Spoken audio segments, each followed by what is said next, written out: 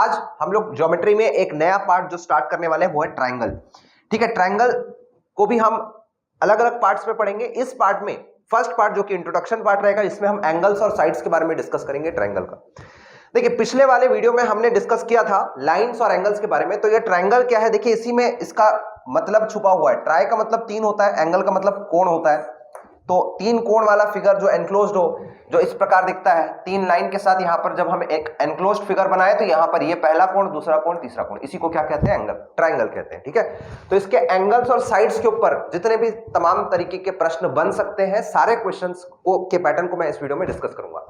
अगर आप हमारे YouTube चैनल पर नए हैं तो चैनल को सब्सक्राइब करके बेल आइकन दबा दें, क्योंकि आपका SSC CGL और CHSL का बेस्ट क्वालिटी कंटेंट के साथ फ्री ऑफ कॉस्ट में प्रिपरेशन हो रहा है, जिसका फायदा हमारे साथ जुड़कर उठा सकते हैं। चलिए अब स्टार्ट करते हैं आज के लेक्चर को, जिसमें कि हम डिस्कस करेंगे triangles, angles and sides.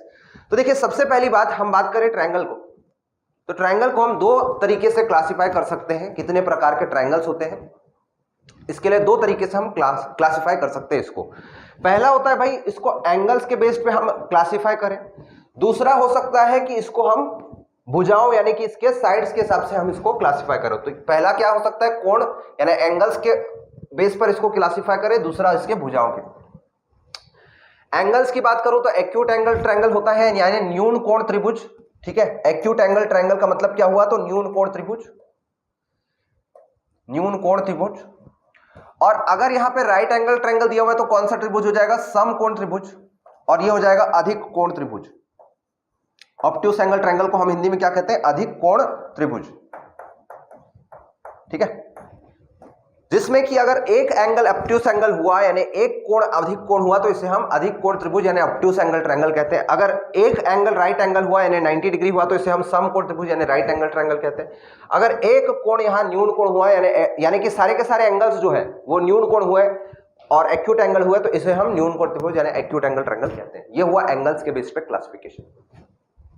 Sides के बेस पे कहें तो सारे के सारे अगर यहां पर साइड्स अनइक्वल हो गए, यानी कि ए बी सी यानी ए बी और सी यानी तीनों के तीनों साइड्स जो है वो अनइक्वल हो गए तो इसे हम स्केलिन ट्रायंगल यानी कि विषम कोण कहते हैं। क्या कहते हैं, विषम कोण, विषम कोण कहते हैं। ठीक है, अगर दो यहां पर विषम बाहु त्रिभुज कहते हैं, विषम बाहु त्रिभुज कहते हैं।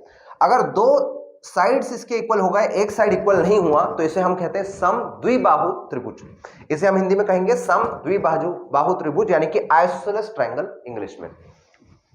यदि तीनों के तीनों साइड्स इक्वल हो गए तो इसे हम इक्विलेटरल ट्रायंगल कहते हैं, यानी सम बाहु त्रिभुज। ठीक है, ये क्या है, सम द्विबाहु। ठीक है, सम द्विबाहु त्रिभुज।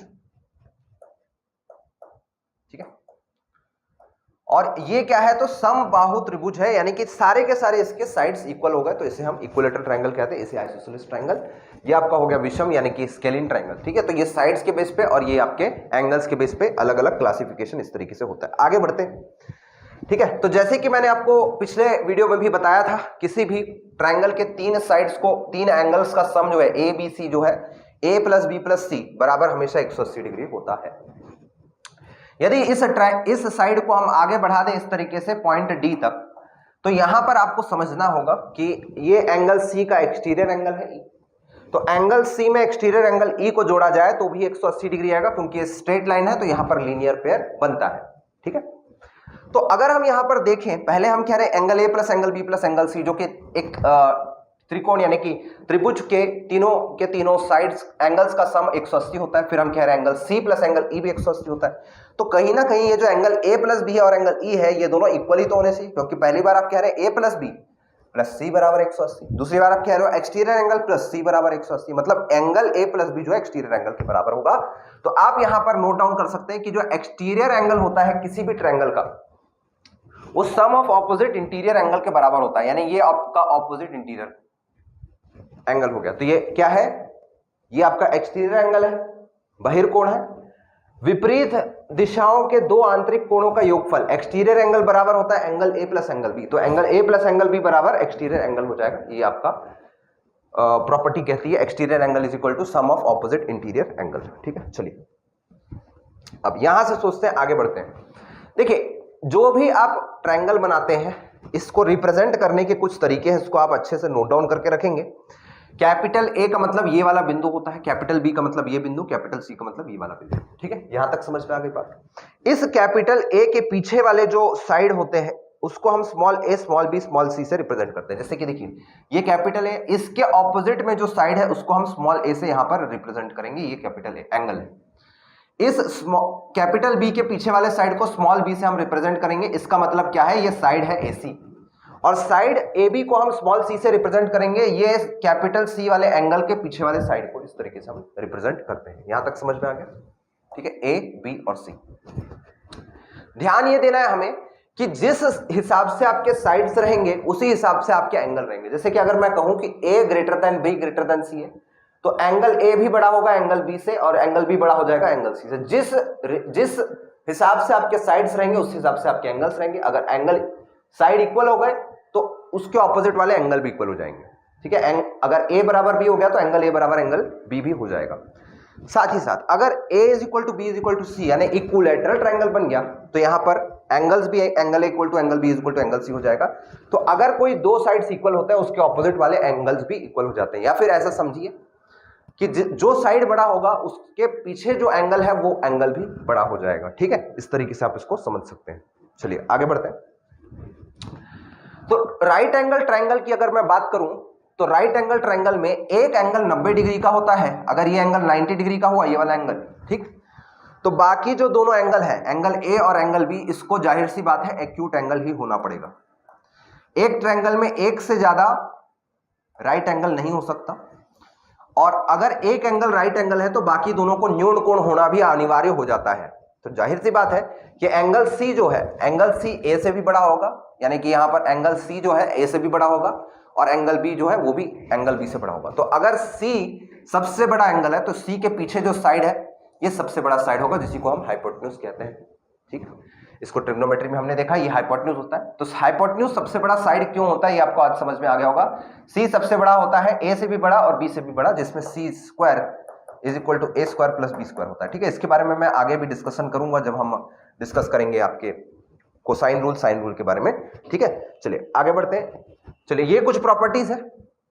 ऑब्ट्यूस एंगल में भी ये चीज फॉलो होगा। तो यहां पर ऑब्ट्यूस एंगल में सी सबसे बड़ा एंगल है। ऑब्ट्यूस एंगल ट्रायंगल में सी सबसे बड़ा एंगल है, तो सी सबसे बड़ा एंगल है, बाकी दोनों जो है वो एक्यूट एंगल है। इसलिए क्योंकि देखिए अगर एक ट्रायंगल ऑब्ट्यूस एंगल ट्रायंगल है तो एकमात्र एंगल ही ऑब्ट्यूस हो सकता है। दो एंगल अगर ऑब्ट्यूस हो गए तो ट्रायंगल कंप्लीट होता ही नहीं। तो यहां से आप समझिए एंगल ए एंगल बी दोनों के दोनों एक्यूट एंगल होंगे। एंगल सी जो है वो ऑब्ट्यूस एंगल रहेगा। अगर एंगल सी ऑब्ट्यूस एंगल है तो एंगल सी एंगल ए से भी बड़ा होगा। एंगल सी ऑब्ट्यूस एंगल है तो एंगल सी एंगल बी से भी बड़ा होगा। ये दोनों ऑब्ट्यूस एंगल हो गए। साथ में अगर सी जो है, सी अगर सबसे बड़ा एंगल है तो इसके पीछे वाला जो साइड है वो सबसे बड़ा साइड बन जाएगा, यानी सी ए से भी बड़ा, सी बी से भी बड़ा। ठीक है, ये साइड्स की बात हो गई। चलिए, बाकी चीजें और भी कुछ बातें हैं जो मैं कोसाइन रूल जब डिस्कस करूंगा, जो आने वाले वीडियो में होगा, तब मैं आपको और भी चीजें इसमें बताऊंगा। ठीक है, अभी के लिए आप इतनी चीजों को नोट डाउन करके रखिए। और भी कुछ थ्योरी पार्ट है, इसके बारे में मैं आगे क्वेश्चंस जब आएंगे तो वहां पे डिस्कस करूंगा। चलिए, अभी जितनी चीजें हमने सीखी है उसके तहत कुछ क्वेश्चंस यहां पर देख लेते हैं। देखिए, पहला सवाल आपकी स्क्रीन के ऊपर दिया हुआ है, बोल रहा है कि angle C plus angle B, angle C plus angle B जो है ये कितना है, 115 डिग्री है। और दूसरी बात यहां पे कहा हुआ है कि angle A plus 2 angle B is equal to कितना है, तो 180 डिग्री। बताइए भाई, यहां पर रिलेशन दिया हुआ है एसी और एबी में। ठीक है, एसी और एबी में। तो देखिए, अगर मैं इस ट्रायंगल को पूरा कंप्लीट करूं, एबीसी ट्रायंगल, तो एसी मतलब ये वाला साइड और एबी मतलब ये वाला साइड। एसी के पीछे वाला एंगल ये वाला एंगल है, एबी के पीछे वाला एंगल ये वाला एंगल है। तो कहीं ना कहीं हमको एंगल बी और एंगल सी के बारे में रिलेशन आपको ढूंढना है। कैसे ढूंढ सकते हैं? देखिए, बस आप इस पर्टिकुलर इक्वेशन को देखिए। एंगल ए में आपने 2 बार एंगल बी जोड़ा, तो 2 बार एंगल बी क्यों जोड़ रहे हैं? क्या हम इसको ऐसा लिख सकते हैं, angle B plus angle B, ऐसा भी तो लिख सकते हैं ना। और आप ये भी जानते हैं कि angle A plus angle B plus angle C भी 180 डिग्री होता है, किसी भी ट्रायंगल में ट्रू है। तो क्या हम ये नहीं कह सकते कि एंगल बी बराबर एंगल सी है? और अगर एंगल बी बराबर एंगल सी है तो एंगल बी के पीछे है एसी, एंगल सी के पीछे है ए बी। अगर एंगल बी और एंगल सी इक्वल हो गए तो यहां पर ए सी और ए बी भी इक्वल हो जाएगा। क्लियर है पहला सवाल? ठीक है, आई होप ये सवाल आपको समझ में आया होगा। एंगल्स के रिलेशन में हम जैसे ही पता चला कि एंगल बी बराबर एंगल सी है ये दोनों इक्वेशंस है, तो इसकी कोई आवश्यकता ही नहीं थी, ठीक है। और जैसे ही इन दोनों से पता चल गया कि एंगल बी बराबर एंगल सी है, तो सिंपल सी बात है कि उसके पीछे के साइड्स भी इक्वल होंगे, ठीक है। चलिए आगे बढ़ते हैं। चलिए नेक्स्ट क्वेश्चन यहां पर दिया हुआ है आपकी स्क्रीन के ऊपर, यहां पर दिया हुआ है कि अगर हम देखें ए बी सी डी, यहां पर ए डी बी एक ट्रायंगल है, पहले तो ए बी डी एक ट्रायंगल है, इसमें ए बी बराबर बी सी दिया हुआ है, तो ए बी कहां है, ए बी बराबर बी सी दिया हुआ है, और बी सी बराबर सी डी दिया है, मतलब ये वाला छोटा सा जो साइड आपको दिख रहा है ये वाला। साथ ही साथ आपको ये भी दिया है कि ए डी बराबर बी डी है, ए डी बराबर बी डी भी दिया हुआ है, ठीक है। आपको फाइंड करना है एंगल ए डी बी, इसको अगर मैं थीटा मान लूं, इस थीटा का वैल्यू आपको निकालना है, ठीक है। तो कैसे निकाल सकते हैं, देखिए सबसे पहले तो आप आइए इस छोटे ट्रायंगल में, इस छोटे ट्रायंगल में आइए जो कि है B C D triangle, B C D, इस ट्रायंगल में आइए। यहां पर अगर ये थीटा है जो कि इसके पीछे वाला साइड है, एंगल है, तो इसके पीछे वाला एंगल ये वाला एंगल हो जाएगा, इसका वैल्यू भी थीटा हो जाएगा। यहां तक क्लियर, ठीक है। अब अगर ये थीटा है, ये भी थीटा है, तो इन थीटा और इन थीटा को जोड़ने पर इसका एक्सटीरियर एंगल जो है इस ट्रायंगल का, बीसीडी ट्रायंगल के बाहर वाला कोण जो है ऑपोजिट इंटीरियर एंगल के बराबर होगा, तो ये 2 थीटा होना चाहिए। यहां तक आप मेरी बातों से सहमत हो। अब इस ट्रायंगल में आइए, ए बी सी ट्रायंगल में आइए। ए बी सी ट्रायंगल में अगर ये 2 थीटा है जो कि इसके पीछे वाला है, तो इसके पीछे वाला एंगल भी यहां पर 2 थीटा हो जाएगा, ठीक है। तो ये दोनों के दोनों 2 थीटा, ये भी 2 थीटा हो गया, बराबर। यहां तक समझ में आ गई। अब आप इस बड़े ट्रायंगल को एक बार और देखिए। इस बड़े ट्रायंगल को आप देखेंगे तो आपको ये भी दिया था कि एडी जो है ये वाला लेंथ और ये वाला लेंथ इक्वल है, तो अगर ये दोनों लेंथ इक्वल है तो इसके पीछे 2 थीटा, तो इसके पीछे भी 2 थीटा होगा यहां पर, और ये थीटा पहले से बैठा हुआ है, मतलब पूरा का पूरा जो एंगल है वो भी 2 थीटा हो जाएगा, यानी ये पूरा का पूरा एंगल 2 थीटा हो गया, ठीक। अब देखिए पूरे ट्रायंगल की हम बात करते हैं, हमको थीटा निकालने से मतलब है, तो अगर मैं पूरे ट्रायंगल की बात करूं, ठीक है, तो कुछ जो चीजें अनवांटेड है उसको मैं हटा देता हूं, जैसे कि फॉर एग्जांपल पूरे ट्रायंगल को एक बार फिर से आप देखिए, आपके पास क्या क्या आ गया, ठीक।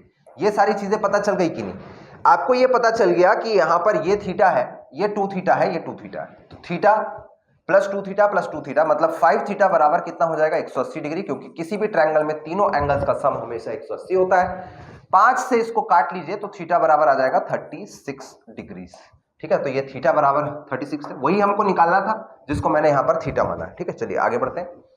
नेक्स्ट क्वेश्चन यहां दिया हुआ है, एंगल ए बराबर 120 डिग्री है, ये वाला एंगल जो है 120 डिग्री है, ये वाला जो एंगल है कितना है, 120 डिग्री, ठीक, 120 डिग्री। और आपको निकालना क्या है, यहां पर D इनसाइड द ट्रायंगल है such that DBC is 2 angle ABD, DBC जो है 2 एंगल ABDC, तो ABD को अगर मैं थीटा मान लूं तो DBC 2 थीटा हो जाएगा, बराबर। और साथ में DCB जो है ये 2 टाइम्स ACD है, DCB ये वाला एंगल है, तो अगर मैं इसको अल्फा ले लूं तो ये वाला भी 2 अल्फा हो जाएगा, ठीक है। तो इसको मैं बीटा ले लेता हूं ताकि अल्फा बीटा थोड़ा राइमिंग रहता है, ये बीटा हो जाएगा तो 2 बीटा हो जाएगा, तो ये अल्फा तो 2 अल्फा, ये बीटा तो ये 2 बीटा हो जाएगा, ठीक है। चलिए BDC एंगल आपको निकालना है, यानी BDC ये वाला एंगल जो है आपको निकालना है। अब देखिए किसी भी ट्रायंगल की हम बात करें, ट्रायंगल ABC, ट्रायंगल ABC में तीनों एंगल्स का जो सम होता है, angle A plus angle B, angle A plus angle B plus angle C is equal to कितना होता है, 180 डिग्री होता है। एंगल A का मान कितना है, 120 डिग्री है। एंगल B की बात करूं तो बीटा प्लस 2 बीटा 3 बीटा हो गया। एंगल C की बात करूं तो अल्फा प्लस 2 अल्फा 3 अल्फा हो गया, मतलब 3 अगर मैं कॉमन निकालूं तो 3 के अंदर यहां अल्फा प्लस बीटा आएगा। बात समझ में आ रही है। पूरे के पूरे ट्रायंगल ABC में तीनों एंगल का सम 180 होना चाहिए, जिसमें से एक 120 डिग्री है। बाकी दोनों एंगल की बात करें तो 2 बीटा प्लस बीटा 3 बीटा होता है, अल्फा प्लस 2 अल्फा यानी 3 अल्फा होता है। अगर हम जोड़े इसको तो 3 इंटू अल्फा प्लस बीटा होता है, जो कि 180 डिग्री के बराबर है। इसको यदि हम देखें 3 अल्फा प्लस बीटा का वैल्यू, तो 3 अल्फा प्लस बीटा कितना होता है, 180 माइनस 120 करोगे तो 60 डिग्री आ जाएगा। अगर हम 3 से इसको काटे तो ये बन जाएगा 20 डिग्री, मतलब अल्फा प्लस बीटा कितना है, अल्फा प्लस बीटा है 20 डिग्री, 20 डिग्री, ठीक। अब जब हमें BDC निकालना है तो BDC कौन सा एंगल है भाई, ये वाला एंगल है। इस एंगल का वैल्यू निकाल सकते हैं कि नहीं, क्योंकि देखिए अब छोटे ट्रायंगल में आ जाइए, ट्रायंगल BDC में इस ट्रायंगल की बात करेंगे। इस ट्रायंगल के तीनों एंगल का सम भी तो 180 ही होना चाहिए, और एक एंगल 2 बीटा है, दूसरा 2 अल्फा है। तो अगर मैं यहां पर 2 से मल्टीप्लाई कर दूं दोनों तरफ, तो 2 अल्फा प्लस बीटा 40 डिग्री आ गया। मतलब ये वाला एंगल प्लस ये वाला एंगल टोटल दोनों, इन दोनों को जोड़ने पर कितना आ रहा है, तो 40 डिग्री आ रहा है। मतलब पूरा का पूरा अगर 180 है तो बचा हुआ इसके पास कितना रहेगा, 180 माइनस 40 डिग्री, क्योंकि इन दोनों का सम जो है वो है 40 डिग्री। तो अगर बचा हुआ जो है वो इसके पास रहेगा, इसका मतलब 180 में 40 माइनस कर दोगे तो 140 डिग्री जो है वो बी डी सी का वैल्यू रहेगा। तो डी जो है सवाल का सही उत्तर। क्लियर, यहां तक मैं समझ सकता हूं, आप लोग को समझ में आ गया होगा। आगे बढ़ते हैं next question. In the following figure AD is equal to BD, तो ये एडी है इक्वल टू बीडी है, ये एडी है इक्वल टू बीडी है और इक्वल टू एसी भी है यहां पर ये वाला साइड, ठीक है। तो एंगल सी ए एफ ये वाला जो एंगल है ये बराबर आपका 81 डिग्री का है, 81 डिग्री का, ठीक है। और ए सी ई आपको निकालना है, तो ए सी ई कौन सा है, ये वाला एंगल, इसको आपको निकालना है, ठीक। बताइए कैसे निकालेंगे। देखिए सपोज करते हैं कि यहां से कुछ चीजों को एज्यूम करना चालू करते हैं। फॉर एग्जाम्पल अगर मैं इसको थीटा मानूं, ठीक है, इसको यदि मैं थीटा मानूं, तो इस ट्रायंगल की बात करते हैं, ट्रायंगल एबीडी की। इस ट्रायंगल में दो साइड्स इक्वल है, तो एडी के पीछे वाला साइड इक्वल है, तो बीडी के यहां पर पीछे वाला एंगल भी यहां पर इक्वल होगा, क्योंकि एडी बराबर बीडी है, तो एडी के पीछे एंगल भी था, बीडी के पीछे एंगल ए रहेगा, तो ये दोनों एंगल इक्वल होंगे, मतलब ये वाला एंगल भी थीटा रहेगा, ठीक। यहां तक बात समझ में आ गई। अब देखिए इस ट्रायंगल से थोड़ा सा बाहर निकलिए, थोड़ा सा बाहर निकलेंगे तो आपको दिखाई देगा ये वाला एंगल एडीसी एंगल, जो कि इसका एक्सटीरियर एंगल है, किसका, एंगल डी का। तो जो एक्सटीरियर एंगल होता है ऑपोजिट में थीटा थीटा बना, तो ये थीटा प्लस थीटा हो जाएगा, मतलब ये वाला एंगल 2 थीटा हो जाएगा, यहां पर ये 2 थीटा होगा। यहां तक समझ में आ गई बातें, ठीक। अब आते हैं हम इस ट्रायंगल में, ट्रायंगल एडीसी में। इस ट्रायंगल में एडीसी में देखोगे तो ये एडी है और ये एसी है, ये दोनों इक्वल दिया हुआ है, बराबर। क्या क्या इक्वल दिया, एडी और एसी इक्वल दिया। तो भाई इस ट्रायंगल में भी आप देखेंगे अगर एसी के पीछे 2 थीटा बना, तो एडी के पीछे वाला एंगल, ये वाला एंगल भी तो 2 थीटा बनेगा, मतलब ये जो एंगल है ये भी 2 थीटा बनेगा, बराबर। अब समझिए यहां से क्या दिया हुआ चीजें, इन सब को मैं अब हटा देता हूं। अब केवल ये देखेंगे आप, ट्रायंगल ए बी सी को देखिए। इस ट्रायंगल को हम देखेंगे एबीसी को, तो यहां पर इसका एक्सटीरियर एंगल दिया हुआ है, ठीक है, एक्सटीरियर एंगल दिया हुआ है यहां पर, और एक्सटीरियर एंगल जो होता है ऑपोजिट इंटीरियर एंगल के बराबर होता है, तो थीटा प्लस 2 थीटा 3 थीटा बराबर हो जाएगा 81 डिग्री। मतलब थीटा बराबर कितना हो गया, 27 का हो गया आप लोग। और अगर थीटा बराबर 27 है तो 2 थीटा बराबर कितना हो गया, 2 थीटा बराबर 54 डिग्री हो गया। भाई अगर 2 थीटा बराबर 54 है तो ये वाला एंगल निकालना कौन सी बड़ी बात है, क्योंकि ये इसका एक्सटीरियर एंगल है, और इंटीरियर एंगल वाला यहां वाला एंगल और इस एक्सटीरियर एंगल का सम 180 डिग्री होता है, लीनियर पेयर बनाता है। ये भी हम पिछले वीडियो में देख चुके हैं। तो ये एंगल क्या हो जाएगा, 180 डिग्री माइनस का 54 डिग्री, और इसका वैल्यू जो है वो आ जाएगा 126। तो बी इस सवाल का सही उत्तर है, ठीक। समझ में आ गया होगा आप लोगों को ये वाली बात। चलिए अब यहां से सिमिलर काइंड ऑफ क्वेश्चन है। यहां A B is equal to B C is equal to C D is equal to D is equal to E F is equal to F G is equal to G A दिया हुआ है, और आपको angle D A ई निकालना है। देखिए कभी भी इस तरीके का फिगर बनता है, आपको ये वाला एंगल निकालने को कहे, और लाइन से आपको दिया हुआ है ए बी बराबर बी सी बराबर सी डी बराबर डी ई बराबर ई एफ बराबर एफ सी बराबर जी, ठीक है। तो 1 2 3 4 5 6 7 यहां पर साइड्स दिए हुए हैं। अगर 7 साइड्स दिए हुए हैं तो डायरेक्टली इसका शॉर्ट ट्रिक है कि एंगल डी ए ई पूछा है ना, तो एंगल डी ए ई हो जाएगा 180 डिग्री डिवाइडेड बाय 7, इसका वैल्यू हो जाएगा। और आपको अप्रोक्सीमेट मान निकालना था, तो अप्रोक्सीमेटली देखिए 2 बार जाएगा यहां पर 14 से, उसके बाद यहां पर 40 बच रहा है, तो लगभग 25 डिग्री के आसपास आ रहा है ना, तो 25 डिग्री इसका करेक्ट आंसर हो जाएगा। 25 पॉइंट पूछा आएगा 26 के आसपास, तो जो है लगभग मान पूछा जाए तो इसका वैल्यू क्या हो जाएगा, 25 डिग्री हो जाएगा। क्लियर, यहां तक बात समझ में आ गई। चलिए अब समझिए यहां से A B is equal to B C है ना, A B is equal to B C कैसे सॉल्व किया उसके बारे में डिस्कस करते हैं। A B is equal to B C है, तो अगर ये एंगल थीटा होगा तो ए बी, इस ट्रायंगल को देखना पहले एबीसी को, क्योंकि A B is equal to B C दिया तो ये वाला एंगल भी थीटा हो जाएगा, और अगर ये थीटा थीटा तो ये 2 थीटा हो जाएगा, बाहर वाला एंगल, बराबर है कि नहीं। अब इस ट्रायंगल को देखना बीसीडी को, बीसीडी में आपको क्या दिया है, बीसी बराबर सीडी दिया है, तो अगर ये 2 थीटा है तो बीसी के पीछे वाला साइड भी 2 थीटा होगा, बराबर। इसके बाद आप ये समझिएगा कि यहां पर ये थीटा है, ये 2 थीटा है, तो ये वाला एंगल 3 थीटा होगा कि नहीं, एक्सटीरियर एंगल है ए सी डी से, और अगर ये 3 थीटा है तो ये वाला एंगल भी 3 थीटा होगा, क्योंकि आपको दिया हुआ है कि सी डी बराबर ई डी, सी डी बराबर डी ई, ठीक है। तो लाइन से हम इसको सॉल्व करते चले जा रहे हैं, तो ये भी 3 थीटा हो गया, ठीक। यहां तक बातें समझ में आ गई होगी आप लोग को। अब यहां से आगे कैसे बढ़े, तो इससे आगे अगर हम बढ़ते हैं तो यहां पर अब दिया हुआ है, यहां दूसरी तरफ से हम देखना चालू करेंगे इसको कि AG बराबर EF भी दिया हुआ था, दिया था कि नहीं। तो अगर AG बराबर GF है तो ये वाला एंगल भी थीटा होगा और इसके तहत ये एंगल 2 थीटा होना चाहिए। साथ में आपको दिया हुआ है GF बराबर EF, GF बराबर EF भी दिया हुआ है, ठीक है, FG बराबर EF दिया हुआ है। तो अगर ये 2 थीटा है मतलब ये वाला जो एंगल निकल के आया ये भी 2 थीटा होगा, ठीक, ये वाला एंगल भी 2 थीटा होगा। और अगर ये 2 थीटा है तो ये जो छोटा सा एंगल यहां पर दिखाई दे रहा है ये थीटा होना चाहिए, क्योंकि पूरा का पूरा एंगल 2 थीटा का है। तो ये 2 थीटा और ये थीटा हो जाएगा, ठीक है।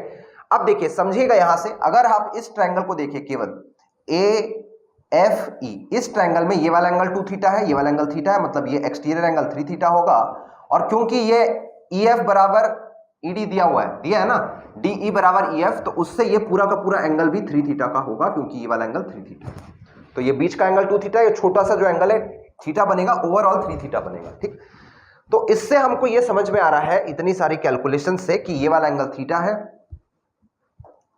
ये पूरा का पूरा एंगल 3 थीटा है और ये पूरा का पूरा एंगल 3 थीटा है। मतलब theta plus 3 theta plus 3 theta मतलब कितना हो गया, 7 थीटा बराबर 180 डिग्री।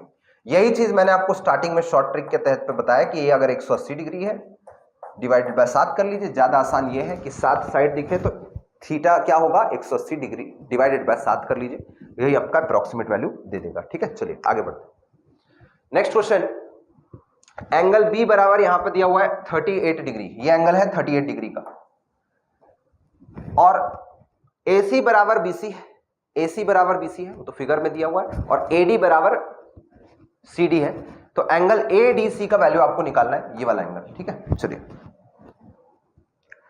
तो अगर ये 38 डिग्री है, इसके पीछे वाला साइड 38 है, तो इसके पीछे वाला साइड यहां पर भी 38 डिग्री का होगा, मतलब ये वाला एंगल भी 38 डिग्री हो जाएगा। क्लियर, ये वाला एंगल भी 38 डिग्री हो जाएगा। ये एक्सटीरियर एंगल है ट्रायंगल ABC का, तो 38 डिग्री प्लस 38 डिग्री हो जाएगा, 38 डिग्री प्लस 38 यानी 76 डिग्री हो जाएगा ये वाला। ACD ट्रायंगल की बात करें तो यहाँ AD बराबर CD है, इसके पीछे वाला एंगल ये है, तो इसके पीछे वाला एंगल यहां पर जो एंगल बच रहा है ये भी 76 डिग्री का हुआ, बराबर।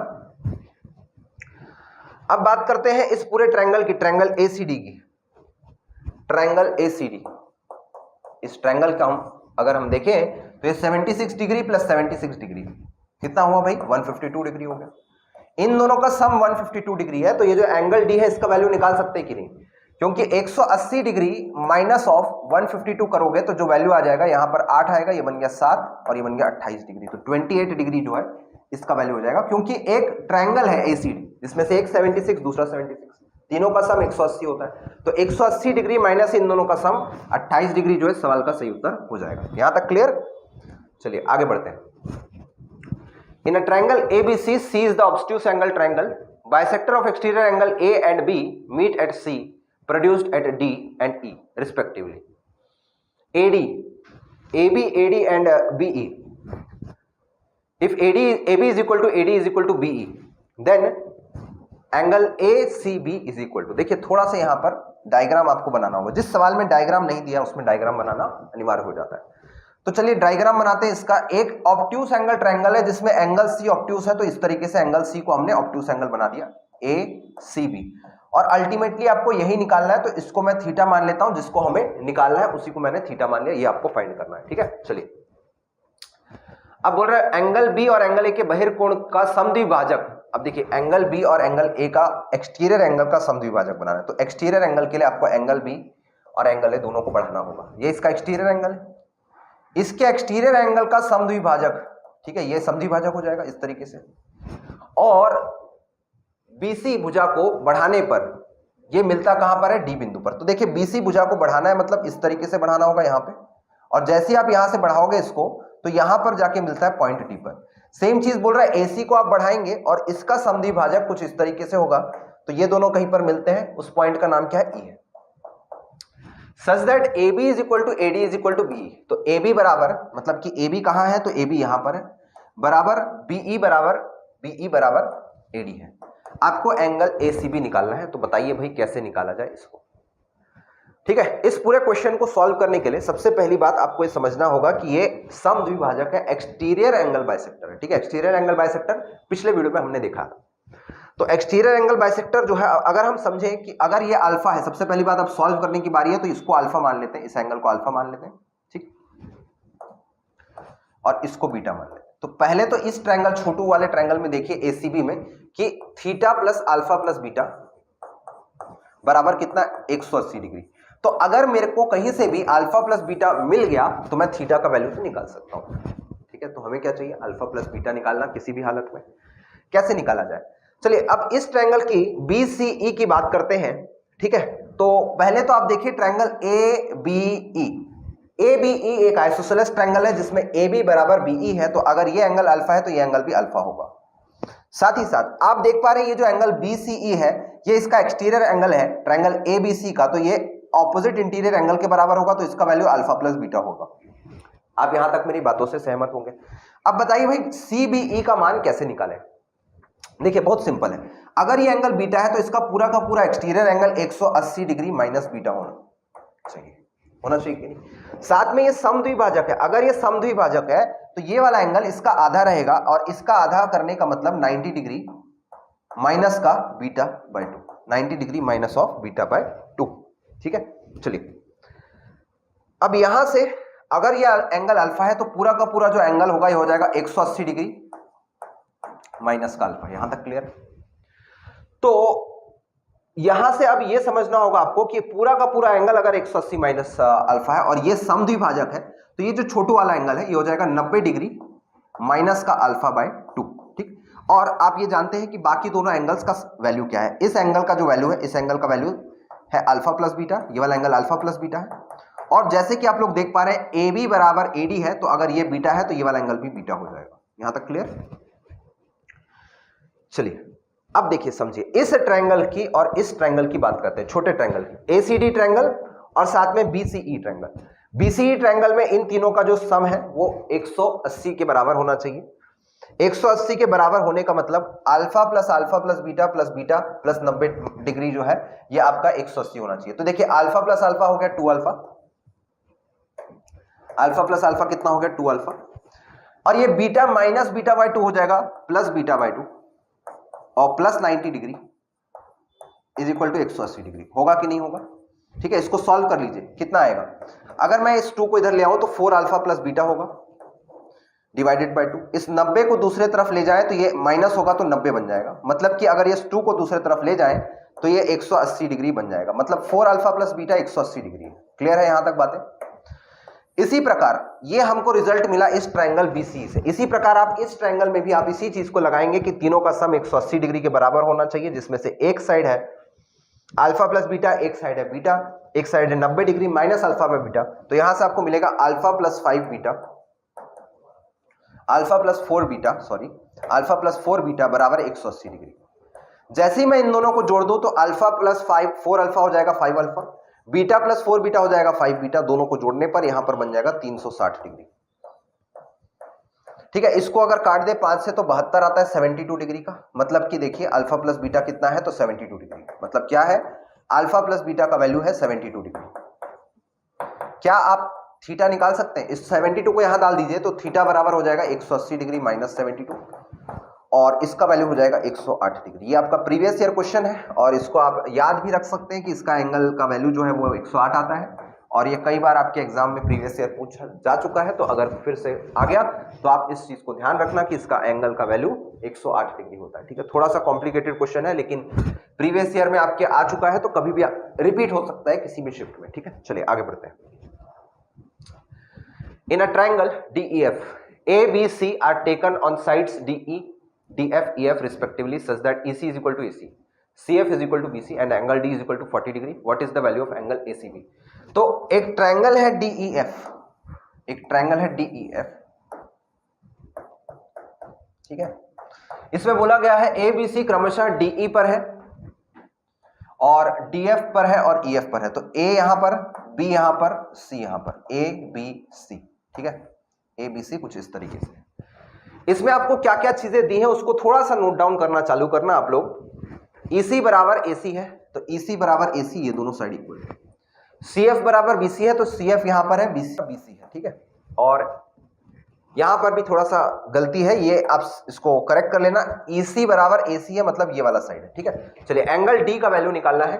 अच्छा एंगल D दिया हुआ है 40 डिग्री, ये 40 डिग्री है, और आपको कौन सा एंगल निकालना है, तो ACB निकालना है, ये वाला एंगल, ठीक है। चलिए सॉल्व करते हैं। देखिए सबसे पहली बात आप ये समझिए कि अगर ये एंगल 40 डिग्री है, इस एंगल को मैं मान लेता हूं अल्फा, इस एंगल को मैं मान लेता हूं बीटा, तो क्या अल्फा प्लस बीटा 140 डिग्री होगा कि नहीं? क्या आप मेरी बातों से सहमत है? मैं कह रहा हूं अल्फा प्लस बीटा 140 होना चाहिए, क्योंकि पूरे के पूरे DEF में एक एंगल 40 डिग्री है। तो 40 degree plus alpha plus beta बराबर कितना? 180 डिग्री।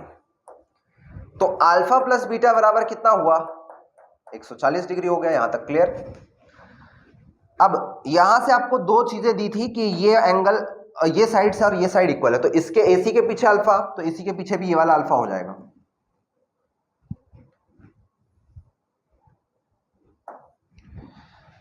AC के पीछे अल्फा, तो EC के पीछे ये वाला भी अल्फा हो जाएगा, ठीक है। साथ में अगर ये एंगल बीटा है तो इसके BC के पीछे बीटा था, तो CF के पीछे भी ये वाला एंगल भी बीटा हो जाएगा। यहां तक क्लियर है? चलिए अब देखिए आपको यहां पर निकालना क्या है, आपको निकालना है भाई ये वाला एंगल ACB। तो देखिए अब बहुत सिंपल तरीके से मैं आपको चीजें समझाऊंगा, इसको समझना। ये ACF जो एंगल है, ACF ये वाला जो एंगल है, ये एक बार यहां पर टोटल वैल्यू 2 अल्फा दे देगा आपको, क्योंकि अल्फा है, alpha alpha plus alpha 2 alpha हो जाता है। ये बीटा है, बीटा है, बीटा प्लस बीटा जो होता है, ये वाला पूरा का पूरा एंगल हो जाएगा 2 बीटा। यहां तक क्लियर? अब देखिए अगर ये 2 अल्फा है 2 बीटा है, दोनों को जोड़ने पर हो क्या रहा है, एक बार तो आप पूरे के पूरे यहां BCE को जोड़ रहे हो, एक बार आप पूरे के पूरे ACF को जोड़ रहे हो। तो 2 इंटू अल्फा प्लस बीटा जो है, इसको हम देखें तो एक बार तो 180 डिग्री होना ही चाहिए, क्योंकि आपने ये पूरे एंगल को जोड़ा है। साथ में ये जो ACB एंगल है 2 बार काउंट हुआ, तो 180 डिग्री प्लस एंगल ACB हो जाएगा। यहां तक क्लियर?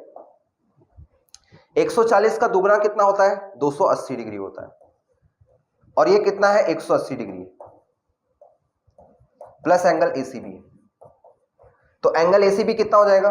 एंगल ACB हो जाएगा 280 माइनस 180 यानी 100 डिग्री, ठीक है। ACB कितना हो जाएगा? 100 डिग्री, यानी A जो है इस सवाल का सही उत्तर हो जाएगा। यहां तक क्लियर है चीजें? चलिए आगे बढ़ते हैं। In the triangle ABC, BC is produced to D such that CD is equal to AC, BAD is equal to 126, ACB is equal to 72 degree. What is the value of ABC? तो देखिए जब भी आप question देखते हैं, diagram नहीं दिया तो डायग्राम बनाना अनिवार्य हो जाता है। तो आइए इस सवाल का पहले तो डायग्राम बना लेते हैं। सबसे पहले तो एक ट्रायंगल दिया हुआ है ABC, तो ABC मैंने इस तरीके से बना लिया। ABC बनाने के बाद BC को भुजा D तक, बिंदु D तक पहुंचाया जाता है, तो D तक मैं यहां पर इसको बढ़ा देता हूं। और दिया हुआ है CD बराबर AC है, मतलब ये जो CD है बराबर AC हो जाएगा यहां पर। क्लियर? एंगल BAD का वैल्यू दिया 126, तो देखिए BAD कंप्लीट नहीं था, तो इसको कंप्लीट कर लेते हैं। ये पूरा का पूरा एंगल जो है 126 डिग्री है। साथ में ACB का वैल्यू, यानी ये वाले एंगल का वैल्यू आपको दिया हुआ है 72 डिग्री, तो ये 72 डिग्री। ठीक, यहां तक क्लियर है चीजें? इसके बाद आपको बोल रहा है ABC का वैल्यू बताइए क्या है। देखिए बहुत सिंपल तरीके से मैं आपको समझाऊंगा। अगर यहां पर AC बराबर CD दिया तो इसका फायदा जरूर उठाना होगा। मतलब कि अगर ये थीटा है तो ये वाला एंगल भी थीटा होगा, क्योंकि भाई ACD ट्रायंगल में दो साइड्स AC और CD इक्वल दिया है। AC के पीछे अगर थीटा होगा तो CD के पीछे भी थीटा हो जाएगा, दोनों के दोनों थीटा हो गए। क्लियर? चलिए अब यहां से आपको समझना होगा कि ये जो एक्सटीरियर एंगल है ये 72 डिग्री है, ये theta plus theta opposite interior angle के सम के बराबर होता है। थीटा प्लस थीटा होता है 2 थीटा, बराबर किसके हो जाएगा? 72 डिग्री के। तो थीटा बराबर हो जाएगा भाई 36 डिग्री। थीटा कितना हो जाएगा? 36 डिग्री। यहां तक क्लियर? मतलब कि भाई ये वाला भी 36 डिग्री, मतलब कि ये भी 36 डिग्री, और ये जो एंगल है ये भी 36 डिग्री। अब आपको जैसे सॉल्व करना है सॉल्व करिए। चाहे तो आप इस ट्रायंगल के जरिए सॉल्व कर सकते हैं या बड़े ट्रायंगल के जरिए भी सॉल्व कर सकते हैं, जो आपको आसान लगता है वैसे सॉल्व करिए। देखिए पूरा एंगल आपको 126 दिया था ना, जिसमें से 36 डिग्री ये छोटा वाला एंगल है, तो ये जो बड़ा वाला एंगल है ये 90 डिग्री का होगा कि नहीं? क्योंकि भाई दोनों का सम 126 है, जिसमें से 36 अगर ये हो गया तो 90 डिग्री होगा। तो बचा हुआ ये जो एंगल ABC है ये 18 डिग्री हो जाना चाहिए, 18 डिग्री इसका। करेक्ट? तो यहां से C जो है इस सवाल का सही उत्तर हो जाएगा। यहां तक आपको मेरी बातें समझ में आई होगी। आगे बढ़ते हैं। In a triangle ABC, CD is the angle bisector of interior angle C which meets AB at D. M is a point on CD such that AD is equal to AM. If angle B is equal to 71 degree what is the value of angle A M A C. तो देखिए एक triangle है ABC, एक triangle है A B C, A B C एक triangle है। CD जो है एंगल बाइसेक्टर है, जो कि यहां पर CD जो है एंगल बाइसेक्टर है, तो ये CD को हम एंगल बाइसेक्टर इस तरीके से बना देते हैं। तो ये एंगल बाइसेक्टर है इन दोनों का, मतलब दोनों एंगल इक्वल होंगे। और AD बराबर AM दिया हुआ है, ठीक है, कहां पर? M एक बिंदु है CD पर, देखिए M कोई बिंदु है CD पर, M यहां पर कोई बिंदु है CD पर, सच दैट AD जो है AM के बराबर है। एंगल B जो है आपका 71 डिग्री है, ये आपका 71 डिग्री दिया हुआ है। एंगल MAC का वैल्यू क्या है आपको निकालना है, तो MAC को इसको यहां पर इसको हम थीटा ले लेते हैं। बताइए भाई कैसे इसको सॉल्व किया जाएगा। तो देखिए यहां से बहुत सारी चीजें आपको दी हुई है, इसको यूज करने की हम कोशिश करेंगे। सबसे पहली बात आपको समझना होगा कि ये वाला जो एंगल है भाई, ये वाला एंगल जो है दोनों इक्वल है, तो अगर मैं इसे अल्फा ले लूं तो ये भी अल्फा हो जाना चाहिए। यहां तक आपको मेरी बातें समझ में आएगी। इस ट्रायंगल BDC को देखने की कोशिश करिए, BDC ये एंगल जो है एंगल ADC, इसका एक्सटीरियर एंगल है, और एक्सटीरियर एंगल बराबर ऑपोजिट इंटीरियर एंगल होता है। मतलब ये 71 डिग्री प्लस अल्फा जो है, ये 71 डिग्री प्लस अल्फा हो जाएगा। क्लियर? और अगर AD बराबर AM है, मतलब कि ये दोनों एंगल्स इक्वल हो जाएंगे, यानी ये भी 71 डिग्री प्लस अल्फा, ये भी 71 डिग्री प्लस अल्फा। यहां तक क्लियर? अब आप खुद बताइए इस ट्रायंगल AMC को देखकर कि AMD जो है 71 डिग्री प्लस अल्फा है, जो कि एक्सटीरियर एंगल है, जो ऑपोजिट इंटीरियर एंगल के बराबर होना चाहिए। तो थीटा प्लस अल्फा बराबर 71 डिग्री प्लस अल्फा होगा। अल्फा से अल्फा कट गया, बचा हुआ थीटा बराबर 71 डिग्री, और थीटा कुछ और नहीं था, MAC था, जो हमें फाइंड करना था, जो कि यहां पर 71 डिग्री के बराबर ही है। यहां तक क्लियर? चलिए बहुत सिंपल से हम थ्योरम को यूज करते हुए क्वेश्चंस को सॉल्व कर रहे हैं, ठीक है। नेक्स्ट क्वेश्चन देखते हैं, दिया हुआ है if ABC is a triangle, angle B is greater than angle C। Angle B जो है, ये एंगल B जो है बड़ा है एंगल C से, तो तीनों में क्या रिलेशन है आपको बताना है। देखिए सबसे पहली बात आप समझिए यहां कि ये 60 डिग्री आपको दिया हुआ है, बचा क्या? तो 120 डिग्री बचा, 120 डिग्री बचा। मतलब समझिए कि अब यहां से आप या तो ये कह सकते थे कि ये 60 डिग्री है, ये भी 60 डिग्री है, करेक्ट। लेकिन इसने कह दिया कि यहां एंगल B जो है थोड़ा सा बड़ा है, एंगल B जो है थोड़ा सा बड़ा है एंगल C से। कहना का मतलब अगर ये वाला एंगल 60 डिग्री से जितना बड़ा होगा, 60 डिग्री प्लस थीटा होगा, तो ये एंगल 60 डिग्री माइनस थीटा हो जाएगा। क्योंकि देखिए भाई तीनों का जो सम होता है 180 होता है। ये एक एंगल 60 डिग्री दिया हुआ है, ठीक है। तो सिंपल सी बात है कि एक एंगल जो है सबसे बड़ा एंगल ये होगा, बीच में ये एंगल आएगा, और सबसे छोटा साइड एंगल ये हो जाएगा। तो इनमें से कौन सा कथन सही है? तो साइड्स के बारे में बता रहा है, तो सिंपल सी बात है, angle B is greater than angle A is greater than angle C हो रहा है। तो इसका मतलब साइड B जो है सबसे बड़ा होगा, इससे छोटा A होगा, और सबसे छोटा जो है यहां पर ग्रेटर देन साइन आएगा, सबसे छोटा जो है ये आपका C बन जाएगा। B greater than A greater than C, मतलब सबसे सही जो उत्तर है ये C वाला है। यहां तक क्लियर है? चलिए आगे बढ़ते हैं। नेक्स्ट क्वेश्चन दिया हुआ है, in the diagram below PQR, S is the point on PQ, PR and PS and QR are given, which is 8, 3 and 15.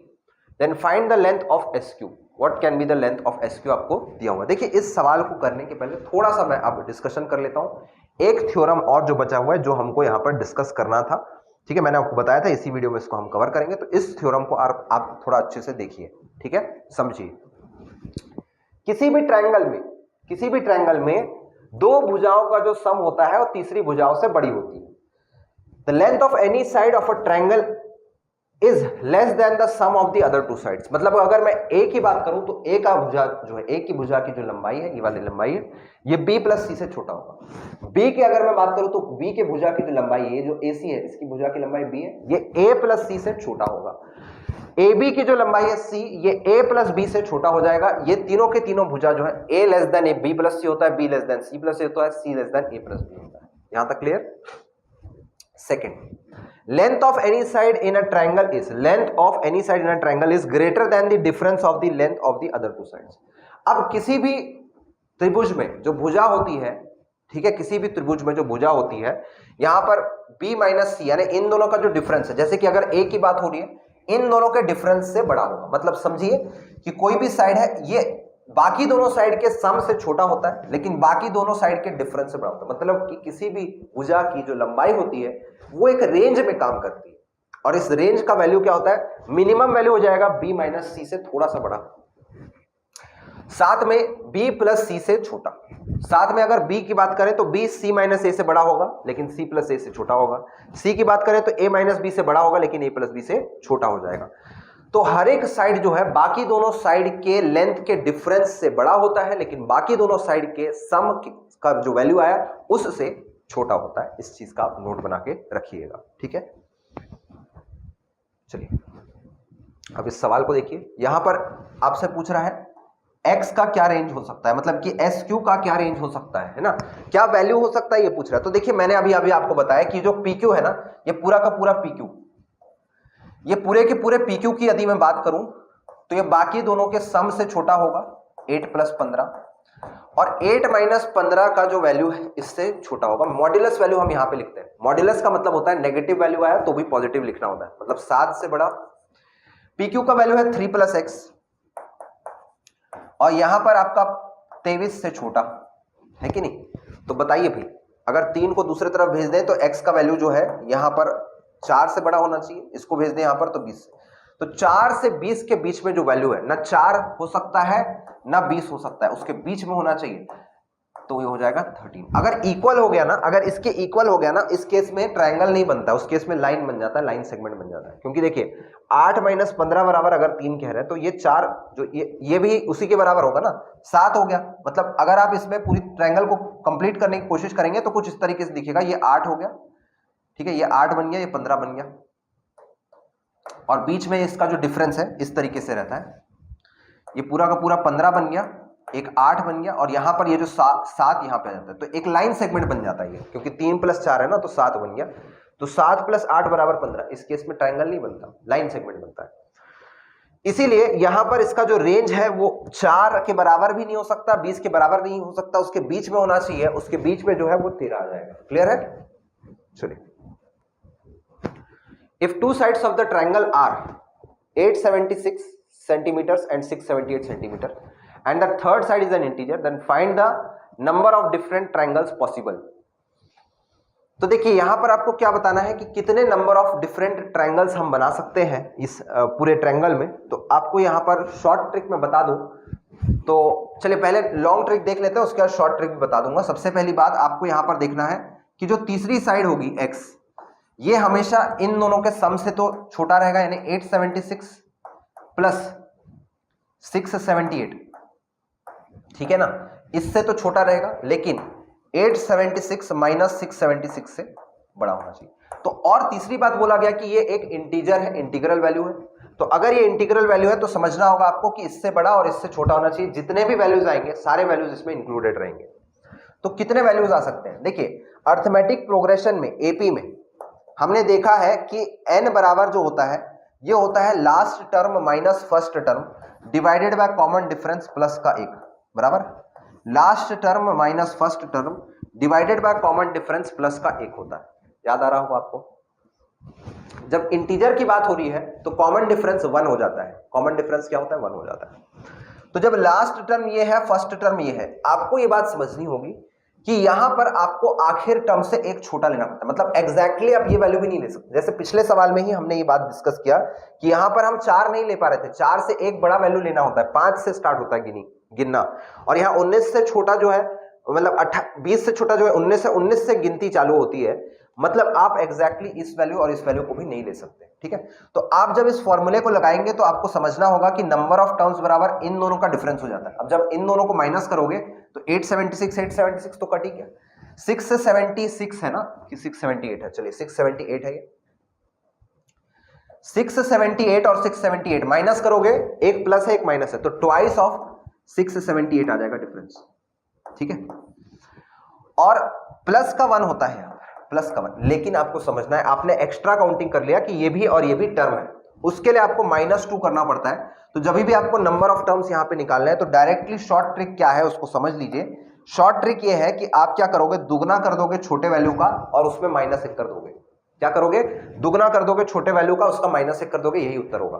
तो सवाल देखते साथ आपको क्या करना है, आपको बताया गया 2 साइड्स इतना इतना है, थर्ड साइड है इंटीजर, और find the number of different triangles possible. तो क्या कर लोगे, 2 × 6 = 78 -1, ये आपका उत्तर हो जाएगा। क्लियर, बात समझ में आ रही है ऐसा क्यों हो रहा है? चलिए बताइए इसका उत्तर क्या हो जाएगा। इसका वैल्यू हो जाएगा 1200 + 140 + 16। देखिए 140 + 16 होना है, इसमें -1 भी तो है ना, तो इसको 15 कर लेते हैं पहले से ही। ठीक है, बात समझ में आई। 8 × 2 16 होता है, और -1 भी करना है तो मैंने पहले इसको 15 बना दिया। जोड़ दोगे तो 5, यहाँ 5, 1355 जो है उत्तर हो जाएगा। B is the correct answer. यहां तक बात समझ में आ रही है? चलिए आगे बढ़ते हैं। Find the sum of the perimeters of all the triangles formed by the sides 14, 25 and x। तो ऐसे जितने भी भुजाएं त्रिभुज बन सकते हैं, उन सभी का आपको परिमाप का योगफल निकालना है। तो सबसे पहली बात, तीसरा जो साइड है वो आपके 14 + 25 से छोटा होना चाहिए, 14 - 25 से बड़ा होना चाहिए। यहां तक आप मेरी बातों से सहमत होंगे। और ऐसे जितने भी साइड्स हैं ये सारे के सारे आपके इस रेंज में होंगे। ठीक है, तो कितने साइड्स हैं पहले तो वो देख लीजिए। x का वैल्यू क्या हो सकता है, उस रेंज की बात कर लेते हैं। ठीक है, तो अगर मैं x की बात करूं तो x जो है 39 से छोटा होना चाहिए, और इधर पे अगर देखा जाए इन दोनों का डिफरेंस 11 आ रहा है, तो 11 से बड़ा होना चाहिए। मतलब x की बात मैं करूं तो 12, 13, 14 इस तरीके से 38 तक कोई भी वैल्यू लिया जा सकता है x के लिए। ठीक है, तो सबसे पहली बात, जब आप परिमाप बनाएंगे तो आपको ये समझना होगा, एक साइड 12 है, दूसरा है 14, तीसरा है 25, ये फिक्स्ड है। एक साइड 13 है तो दूसरा है 14, तीसरा है 25, ये फिक्स्ड है। एक साइड 38 है तो दूसरा है 14, तीसरा है 25, ये फिक्स्ड है। आपको क्या करना है, इन सब का परिमाप निकालना है। परिमाप कैसे निकलेगा, सबसे पहले तो आप मुझे बताइए नंबर ऑफ जो ट्रायंगल्स है वो कितने पॉसिबल है। तो अभी अभी मैंने आपको बताया नंबर ऑफ ट्रायंगल्स निकालने का सबसे आसान तरीका क्या है, 2 गुणा कर लीजिए इसका, ठीक है, और माइनस कर लेंगे 1 को, तो कितना आ गया, 27 आ गया। मतलब 27 ट्रायंगल्स है ओवरऑल, 27 ट्रायंगल है। ठीक है, तो अगर टोटल 27 ट्रायंगल है, आपको यहां पर सम निकालना है, तो इसका सम निकालने के लिए आप अर्थमेटिक प्रोग्रेशन लगा सकते हैं। ठीक है, तो सम ऑफ ये वाला जो साइड है, सम ऑफ ऑल x अगर निकालना है तो n/2 होता है। n/2 मतलब 27/2 divided by first term plus last term. तो फर्स्ट टर्म 12 है, लास्ट टर्म 38 है, तो इन दोनों को जोड़ोगे तो कितना आ जाएगा, 50 आ जाएगा, 50। अब 2 से इसको बांटने पर 25 आ रहा है, 25 × 27। पहला video basic calculation, consecutive odd numbers है तो बीच में 26 पड़ा, 26 का स्क्वायर 676 होता है, -1 करोगे तो 675 आ जाएगा। ठीक है, तो 675 तो केवल इसका सम हो गया। दूसरे वाले का सम बताइए कितना होगा। देखिए हमारे पास ट्रायंगल कितने हैं, 27 है। हर एक ट्रायंगल में 2 साइड 14 और 25 फिक्स्ड है, तो 14 + 25 × 27 कर लेते हैं, ये आपका दूसरे साइड का सम हो जाएगा। मतलब कितना है, 39 माइनस ऑफ 30, चलिए 39 × 27 करना है। देखिए सबसे आसान तरीका क्या हो सकता है, देखिए कैलकुलेशन जो है ये आपको जितना आप प्रैक्टिस करोगे उतने जल्दी आप सीख जाओगे कैलकुलेशन। देखिए यहां पर क्या दिया हुआ है, यहां दिया हुआ है आपका 39 × 27। इसको देखने का और एक तरीका क्या है कि आप इसको 40 - 1 कर लीजिए 27 में, क्योंकि 40 गुणा करना बहुत आसान है। 40 गुणा मतलब 1080, और इसमें 27 माइनस कर दीजिए तो कितना आ जाएगा, 10, यहां पर वैल्यू आ जाएगा 53। ये माइंड में कैलकुलेट हो सकता है। 1053 में इतना जोड़ देते हैं 675 को, तो यहां पर 8 आ रहा है, यहां पर 12 आ रहा है, 1728 जो है इसका उत्तर हो जाएगा। ये जो है सवाल का सही उत्तर है। ठीक, पेरीमीटर का सम तो पूछा था ना, तो जितने भी साइड्स हैं उन सबको जोड़ना पड़ेगा। तो पहले तो इसको जोड़ लेते हैं। इसको जोड़ने के लिए मैंने अर्थमेटिक प्रोग्रेशन के सम का फॉर्मूला यूज किया कि number of terms divided by 2 × first term × last term. ये सारी चीजें नंबर सिस्टम में कवर हो चुकी है। ठीक, और बाकी दोनों साइड्स तो सेम है ना, 14 और 25 चेंज कहां हो रहा है, तो 14 और 25 हर ट्रायंगल में है, तो 14 + 25 यानी 39 फिक्स्ड है। 39 × 27 करना आसान था, तो उसको मैंने यहां मल्टीप्लाई कर लिया। चलिए आगे बढ़ते हैं। ABC has integer sides x, y, z such that xz = 12.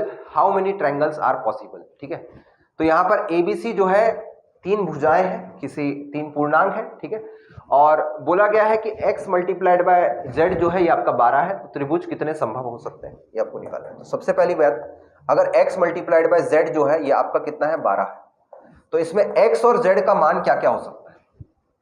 1 multiplied by 12, 2 multiplied by 6, 3 multiplied by 4, इसके अलावा कुछ हो सकता है क्या? ठीक है, इसके अलावा कुछ नहीं हो सकता है। जब 1 मल्टीप्लाइड बाय 12 की बात हो रही है तो यहां पर कितने ट्रायंगल्स संभव है? बहुत सारे ट्रायंगल्स संभव नहीं हो सकते। आप डायरेक्टली यहां पर 2 इंटू 1 करेंगे, 2 इंटू 1 माइनस 1 करिए, क्योंकि इतने ही ट्रायंगल संभव होते हैं। 2 इंटू मिनिमम वैल्यू माइनस 1, तो यहां एक ट्रायंगल संभव है। अगर यहां पर 2 और 6 दिख रहा है तो 2 इंटू 2 माइनस 1 करेंगे, 4 माइनस 1, 3 ट्रायंगल संभव है। 2 इंटू 3 माइनस 1 करोगे तो 5 ट्रायंगल संभव है। टोटल जोड़ लीजिए इसको, 1 प्लस 3 प्लस 5, तो यहां पर 9 ट्रायंगल्स पॉसिबल है। सी जो है सवाल का सही उत्तर हो जाएगा। क्लियर है? यहां तक बातें समझ में आ गई? तो नेक्स्ट क्वेश्चन देखते हैं। यहां दिया हुआ है किसी त्रिभुज की भुजाएं 4:5:6 में है, तो आपको बताना है कि त्रिभुज जो है वो एक्यूट एंगल है कि राइट एंगल है कि ऑब्ट्यूस एंगल है, कि सारे पॉसिबल। ठीक है, तो देखिए जब भी आपको त्रिभुज के साइड बता दिया जाए कि यहां पर 4, 5, 6 ये साइड्स हैं ट्रायंगल के, तो आप यहां पर डेफिनेटली डिटरमाइन कर सकते हैं कि ऑब्ट्यूस एंगल ट्रायंगल है कि एक्यूट एंगल ट्रायंगल है कि राइट एंगल ट्रायंगल। इसके लिए मैं थोड़ा सा यहां पर डिस्कशन कर लेता हूं कैसे इसको हम फाइंड कर सकते हैं। तो देखिए अगले वाले वीडियो में हम डिटेल में डिस्कशन करेंगे साइन रूल और कोसाइन रूल का। ठीक है, तो साइन रूल यानी कोसाइन रूल जो होता है वो क्या कहता है, जैसे कि cos c की अगर वैल्यू चाहिए हमें, ठीक है, कोई भी ट्रायंगल को आप ले लीजिए, तो cos c का जो वैल्यू होता है, cos c जो होता है, सबसे पहली बात cos c जो है ये आपके फर्स्ट क्वाड्रेंट में तो पॉजिटिव होता है, मतलब 0 डिग्री से 90 डिग्री के बीच में। लेकिन सेकंड क्वाड्रेंट पे आप जाओगे तो यहां पर ये नेगेटिव होता है, यानी 90 डिग्री से 180 डिग्री के बीच में। और साथ में जब ये 90 डिग्री के बराबर हो जाए वहां पर ये 0 हो जाता है। तो इसीलिए हम यहां कोसाइन रूल से डिटरमाइन कर सकते हैं कि भले अगर 90 डिग्री हो गया तो वैल्यू 0 हो जाना चाहिए, अगर 90 से ज्यादा हो गया तो वैल्यू नेगेटिव आना चाहिए, 90 से छोटा है 0 से बड़ा है तो फर्स्ट क्वाड्रेंट में मतलब cos c जो होता है वो वहां पे पॉजिटिव वैल्यू आएगा, क्योंकि फर्स्ट क्वाड्रेंट है। सबसे पहली बात कोसाइन रूल जो है, कोसाइन रूल का मतलब क्या होता है कि cos c फर्स्ट क्वाड्रेंट में रहेगा। फर्स्ट क्वाड्रेंट में क्योंकि एक्यूट एंगल ट्रायंगल अगर है तो सबसे बड़ा जो साइड है वो पॉजिटिव होगा, यानी cos c जो है होगा वो यहां पर पॉजिटिव वैल्यू देगा, क्योंकि सबसे बड़े साइड के रेफरेंस में ही हम डिस्कशन करेंगे, क्योंकि सबसे बड़ा साइड ही आपको बताता है कि सबसे बड़ा एंगल क्या है। मान लीजिए कि c सबसे बड़ा साइड है, तो कोसाइन रूल से cos c का वैल्यू जो होता है ये होता है a square plus b square minus c square divided by 2ab। अगर ये बड़ा है 0 से तो a square plus b square greater than c square आएगा। इस केस में ये एक्यूट एंगल ट्रायंगल होता है जिसमें c सबसे बड़ी भुजा होगी। ठीक है, साथ में अगर हम यहां पर डिस्कशन करें, ये तो कोसाइन रूल है, इसको हम डिस्कस करेंगे आने वाले वीडियो में। ठीक है, क्योंकि फर्स्ट क्वाड्रेंट पे जो है सारी चीजें पॉजिटिव होती है तो cos भी पॉजिटिव होगा।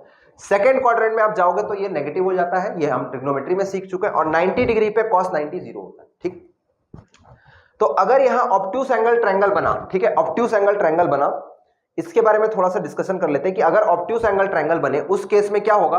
ऑब्ट्यूस एंगल ट्रायंगल में cos c नेगेटिव हो जाता है, क्योंकि ये अब 90 डिग्री से 180 डिग्री के बीच में है। उस केस में आप जब a square plus b square minus c square लगाओगे तो ये लेस देन 0 होगा। कहने का मतलब a square plus b square is less then c square अगर आ गया, इसमें c सबसे बड़ा साइड है तो ऑब्ट्यूस एंगल ट्रायंगल होगा। लेकिन अगर a square plus b square minus c square जो है, a square plus b square जो है ये अगर ग्रेटर देन c स्क्वायर आ गया तो एक्यूट एंगल ट्रायंगल होगा। ठीक है, तो इस तरीके से आप डिटरमाइन कर सकते हैं। राइट एंगल ट्रायंगल की यदि हम बात करें तो यहां c square is equal to a square plus b square. अब आपको समझ में आया होगा आज, क्योंकि जब cos c का फॉर्मूला हम देखते हैं तो ये होता है a square plus b square minus c square divided by 2ab। जब हम यहां पर 90 डिग्री डालेंगे तो ये इक्वल टू 0 हो जाएगा, और अगर ये इक्वल टू 0 हुआ 90 डिग्री पर तो a square plus b square is equal to c square हो जाएगा। यहां तक समझ में आ रही बात? चलिए, तो बताइए भाई यहां पर क्या होगा। आपको क्या करना है, यहां पर 4 और 5 को अलग ले लीजिए, तो 4 का स्क्वायर प्लस 5 का स्क्वायर, इसको हम कंपेयर करेंगे 6 के स्क्वायर से। 6 का स्क्वायर 36 होता है, ये होता है भाई 16 प्लस 25, जोड़ोगे तो यहां 41 आ रहा है, और क्योंकि 41 ग्रेटर देन 36 है मतलब ये बड़ा है, और इस कंडीशन में एक्यूट एंगल ट्रायंगल बनता है।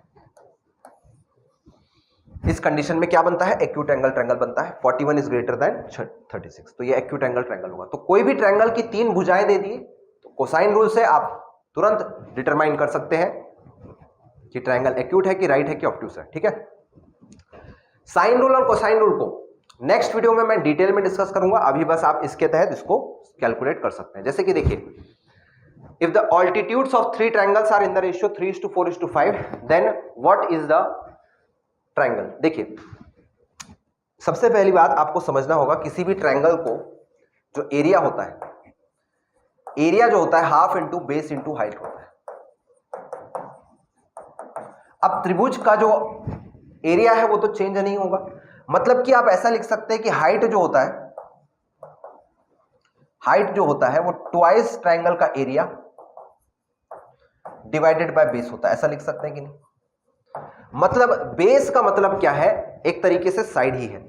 तो अगर त्रिभुज के भुजाएं दी हुई है और यहां पर बेस यहां आपको निकालना है, तो सबसे पहली बात आप समझिए कि हाइट जो है वो इनवर्सली प्रोपोर्शनल टू साइड होता है। हाइट जो है वो inversely proportional to corresponding side होता है, क्योंकि देखिए अगर कोई भी ट्रायंगल में बना दो इस तरीके से ABC, तो इसका हाइट यदि h1 है तो इसका साइड a हो जाएगा, तो AH1 बनेगा, ये हाफ इंटू AH1, ठीक है, हाफ इंटू AH1। ये पहला वाला साइड हो गया, पहला वाला ट्रायंगल का एरिया हो गया इस तरीके से।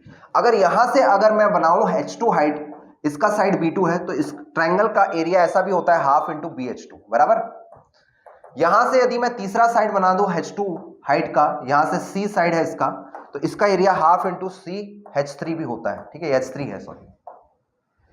मतलब कि अगर H1 H2 H3 आपको दे दिया जाए और आपसे पूछे A1 A2, मतलब कि साइड्स का रेशियो पूछे, तो आपको यह समझना होगा कि साइड का जो रेशियो होता है A अनुपात B अनुपात C, जो साइड होंगे 1/H1 अनुपात 1/H2 अनुपात 1/H3 होता है। यानी जो साइड का रेशियो होता है वो इसके हाइट के रेशियो का व्युत्क्रम होता है, ठीक है, रेसिप्रोकल होता है, ये आपको समझना होगा यहां पे, ठीक है। चलिए, तो यहां पर मैं लिख लेता हूं 1/3 = 1/4 = 1/5। क्या वैल्यूज आएंगे, देखिए 3 4 5 देखते साथ इसका एलसीएम 60 होना चाहिए, ठीक है। तो 60 से ऊपर नीचे, मतलब कि मैं मल्टीप्लाई कर लेता हूं एलसीएम से तीनों में। 60 से मल्टीप्लाई करते साथ आपको समझ में आएगा कि ये जो वैल्यू है ये बन जाएगा 20, ये जो वैल्यू बन जाएगा 15 और ये जो वैल्यू बन जाएगा 12। तो अगर आपको कंपेयर करना है कौन सा वैल्यू बड़ा कौन सा छोटा, तो आपको दो छोटे साइड्स ले लेने पड़ेंगे, मतलब इक्विलैटरल एंगल ट्रायंगल तो नहीं है, एक्यूट राइट या ऑब्ट्यूस में से होगा। और इसको देखने से आपको समझ में आ रहा होगा कि अगर ये 12 है, ठीक है, 12 का स्क्वायर प्लस 15 का स्क्वायर, बताइए भाई कितना होगा, 12 का स्क्वायर प्लस 15 का स्क्वायर, और यहां पर आपका 20 का स्क्वायर, तो 20 का स्क्वायर तो सीधा का सीधा 400 होता है, 12 का स्क्वायर 144, 15 का स्क्वायर 225। यदि मैं दोनों को जोड़ दूं तो यहां पर बन जाएगा 9, इन दोनों को जोड़ दूं तो बन जाएगा यहां पर 6, इन दोनों को जोड़ दूं तो बन जाएगा 369। 369 तो छोटा है ना, अगर 369 छोटा है, 400 बड़ा है, तो ये ऑब्ट्यूस एंगल ट्रायंगल बनेगा। सी जो है सवाल का सही उत्तर। यहां तक क्लियर है बातें। चलिए नेक्स्ट क्वेश्चन देखते हैं। यहां पे दिया हुआ एक न्यून कोण विषम बाहु त्रिभुज है। विषम बाहु त्रिभुज का मतलब तीनों के तीनों साइड्स जो है वो इक्वल नहीं हो सकते। साथ में यह भी बोला गया है कि ये एक एक्यूट एंगल ट्रायंगल है। ऐसे दो कंडीशंस होने पर आपको समझना होगा, विषम बाहु है और साथ में एक्यूट एंगल है, तो यहां पर सबसे पहली बात, ये जो x है इसका एक रेंज होता है। सबसे पहला रेंज तो हम जानते ही हैं कि ये 22 + 14 से छोटा रहेगा, और 22 22 - 14 से बड़ा रहेगा। तो इन दोनों को जोड़ने पर कितना हो गया, ये बन जाएगा 36।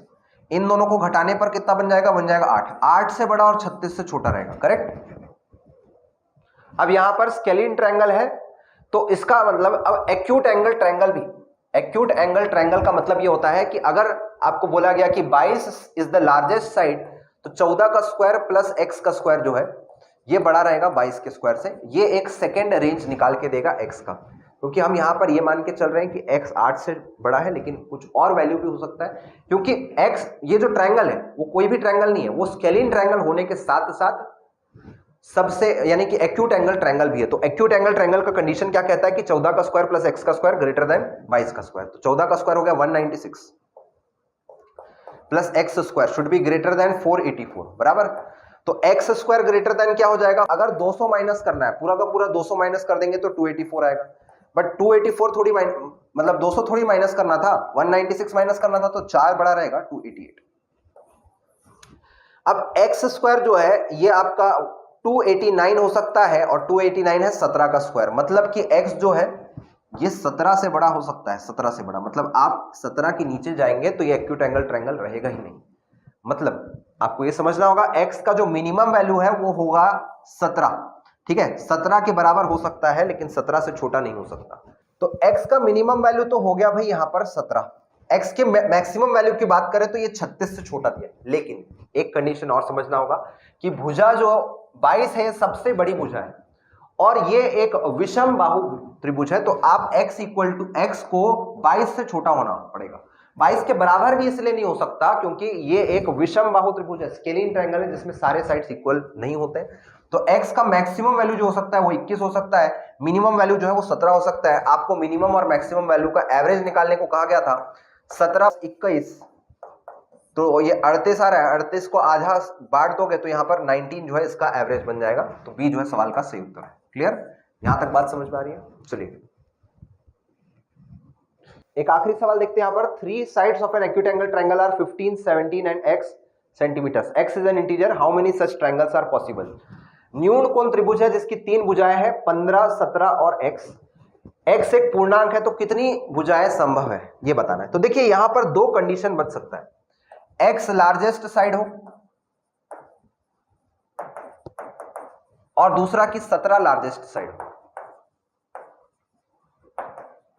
क्योंकि यहां पर 2 ही कंडीशन बन सकता है, 17 तो 15 से बड़ा ही है। अब x 17 से बड़ा है कि छोटा है ये नहीं पता, क्योंकि आपको पता है न्यून कोण त्रिभुज का जो कंडीशन ये होता है कि बाकी 2 भुजाएं हैं 15 स्क्वायर प्लस 17 स्क्वायर, ये बड़ा होना चाहिए, ये बड़ा होना चाहिए किससे? x से बड़ा होना चाहिए, ठीक, x स्क्वायर से बड़ा होना चाहिए सर, ठीक। और इस कंडीशन में जब 17 स्क्वायर सबसे बड़ा साइड है तो 17 स्क्वायर जो है ये बड़ा होना चाहिए 15 के स्क्वायर प्लस x के स्क्वायर से, बराबर, तभी जाके न्यून कोण त्रिभुज बनता है। बाकी जो कॉमन कंडीशन है वो तो दोनों में अप्लाइड होंगी, और कॉमन कंडीशन क्या है कि x जो है ये 15 प्लस 17 से छोटा रहेगा, लेकिन 15 माइनस 17 से बड़ा रहेगा। तो इन दोनों का डिफरेंस 2 है, 2 से बड़ा, और इन दोनों का डिफरेंस कितना है? 32 से छोटा, ठीक है, 32 से छोटा। मतलब इस रेंज में आपका x का वैल्यू हो सकता है, ये कंडीशन दोनों में अप्लाइड है। ये तो ट्रायंगल का कंडीशन है तो वो बड़ी चीज है, तो उससे छोटी चीज ये है कि यहां पर ये एक्यूट एंगल भी होना चाहिए। तो पहला कंडीशन ये, दूसरा कंडीशन ये, दोनों केसेस आपको फॉलो करने होंगे। तो जब x सबसे बड़ा साइड हम मान लेते हैं, ठीक, मतलब x जो है वो 17 से बड़ा होगा इस केस में, सबसे पहली बात तो जो है x, अच्छा 17 से छोटा होगा इस केस में, x जो है वो 17 से छोटा होना चाहिए इस केस में। दूसरी बात, यहां वाले कंडीशन में x जो है लार्जेस्ट साइड है तो 17 से बड़ा होना चाहिए इस केस में, बराबर। चलिए अब इन दोनों के बाद यहां पर आप देखेंगे x स्क्वायर की बात करें तो x स्क्वायर ग्रेटर देन कह रहा है किससे? 17 के स्क्वायर माइनस 15 के स्क्वायर से। 17 का स्क्वायर माइनस 15 का स्क्वायर होता क्या है? a plus B into A minus B है, तो a प्लस बी मतलब कि 32, a माइनस बी यानी कि 2, मतलब कि 64 बन गया, मतलब x इज ग्रेटर देन 8 हो गया, मतलब x 8 से तो बड़ा है लेकिन 17 से यहां पर छोटा है, मतलब ये इसका रेंज हो जाएगा। इस वाले कंडीशन की बात करें तो 15 का स्क्वायर प्लस 17 का स्क्वायर होता कितना है? 225 होता है 15 का स्क्वायर, 17 का स्क्वायर होता है 289, दोनों को जोड़ दिया जाए तो यहां 14 आ रहा है, फिर 11 और ये 514, मतलब x स्क्वायर जो है ये छोटा है किससे? 514 से। और आप जानते हैं इससे छोटा यदि आपको कोई स्क्वायर चाहिए तो वो आएगा 484 का, मतलब x इज लेस देन 22 हो जाएगा, 23 तो 529 हो गया, लेस देन इक्वल टू 22, मतलब 22 हो सकता है, और यहां 17 से बड़ा मतलब कि 18 से ऊपर हो सकता है, ठीक है। मतलब कि हम रेंज की बात करें तो इसी रेंज में जो है x के वैल्यूज हो सकते हैं। तो x के कितने, क्या पूछ रहा था आपसे? Then how many triangles are possible. तो देखिए x का मान क्या क्या हो सकता है, यहां से अगर देखा जाए तो 9, 10, 11, 12, 13, 14, ठीक है, 15, 16 के बाद यहां 17 हो सकता है कि नहीं हो सकता, इसके बारे में थोड़ा डिस्कशन कर लेते हैं। यहां हमने 17 या 17 से छोटा इसलिए कहा था क्योंकि 17 सबसे बड़ा साइड है। और क्या आपको यहां पर दिया है कि ये एक स्केलिन ट्रायंगल है? नहीं दिया है, मतलब स्केलिन ट्रायंगल हो ऐसा अनिवार्य नहीं है, मतलब आइसोसेलेस ट्रायंगल भी हो सकता है। तो 17 की वैलिडिटी चेक कर लेते हैं। अगर मैं 17 यहां पर मान लूं इसको, तो 17 मानने पर 15 17 17 एक ट्रायंगल बनेगा। यहां पर भी 15 17 17 ट्रायंगल। क्या एक्यूट एंगल वाला कंडीशन फॉलो हो रहा है? बिल्कुल फॉलो हो रहा है, क्योंकि 15 का स्क्वायर 17 का स्क्वायर 17 का स्क्वायर है, 17 का स्क्वायर 17 का स्क्वायर कट गया, 15 का स्क्वायर तो 225 होता है जो कि 0 से बड़ा आ रहा है, मतलब 17 आप ले सकते हैं यहां पर, फिर आएगा 18 19 20 21, ठीक है, उसके बाद 22 भी आप ले सकते हैं। तो इतने वैल्यूज हैं जो कि पॉसिबल है एक्स के। तो बताइए कितने हो, 1 2 3 4 5 6 7 8 9 10 11 12 13 14, तो 14 संभव मान है जो x यहां पर ले सकता है। ठीक है, चलिए आशा करता हूं यहां तक आपको मेरी बातें समझ में आ गई होंगी। ठीक है, इस वीडियो को अब मैं यहां पर रोकता हूं। आने वाले वीडियो में हमें और भी चीजें सीखनी है ट्रायंगल से related, sine rule cosine rule और बहुत सारी चीजें हैं जो हम सीखेंगे ट्रायंगल्स में। थैंक यू सो मच, इस वीडियो में इतना ही।